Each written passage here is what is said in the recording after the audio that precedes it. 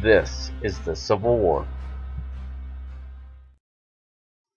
We start off before Fort Sumter in the Battle of Gettysburg to the secession of the states. The election of the United States President Abraham Lincoln took place in November 1860. Afterwards, in December 1860 on the 20th, South Carolina seceded from the Union. Other states including Georgia, Florida, Alabama, Missouri, Louisiana, and Texas followed South Carolina's example and seceded from the battle. Angry voters in South Carolina had built a convention that was committed to secession if a Republican won the election for presidency. When Abraham Lincoln was elected, they were infuriated.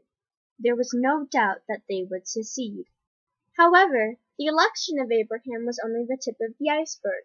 As early as 1776, South Carolina had threatened to secede when the Constitutional Congress wanted to tax all the colonies on the basis of the population that would include slaves.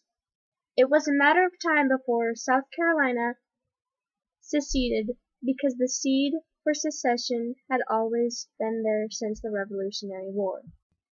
Ultimately, what the southern states tried to avoid, the freeing of slaves, happened because of their actions and their secession. The South also lost their old traditions of slavery in the end. Once the Confederacy was formed, the South began to take over all the Union forts that were in the southern states. The war had begun. The Battle of Fort Sumter is considered to be the first battle of the Civil War, and it was caused by the confusion as to who, South Carolina or the government, owned the fort. The secession of the state was the main cause of the battle at Fort Sumter. The Battle of Gettysburg was the deadliest three-day battle during the Civil War, and it was unplanned. The cause of this battle was due to the Union traveling too far south and the Confederacy moving too far north. However, direction of travel wasn't the only reason Gettysburg took place. The South's desire to invade the North was the main reason the two unions met at Gettysburg. An effect of Gettysburg is that the North took a lead in the Civil War and eventually won the war. Because of their lead in the war, Lincoln was able to get the 13th Amendment passed, and it wouldn't affect the war in any way. The 13th Amendment was issued in December 1865. The amendment was created in order to end slavery. Lincoln's personal opinion on the matter of slavery played a large part in the passing of this legal document. Once the law was passed, slaves were freed. However, there was still a large amount of discrimination throughout the states, and many were prejudiced against African Americans at the time.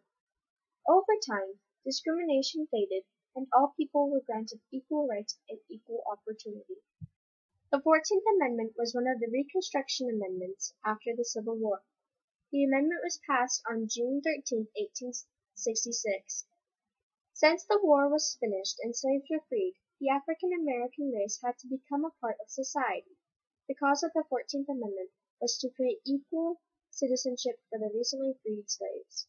Lawsuits had arisen over time that referenced the 14th Amendment. The piece of legislation granted life, liberty, and the pursuit of happiness for all people of any race. Ultimately, the 14th Amendment led to equal voting and the civil rights movement later on.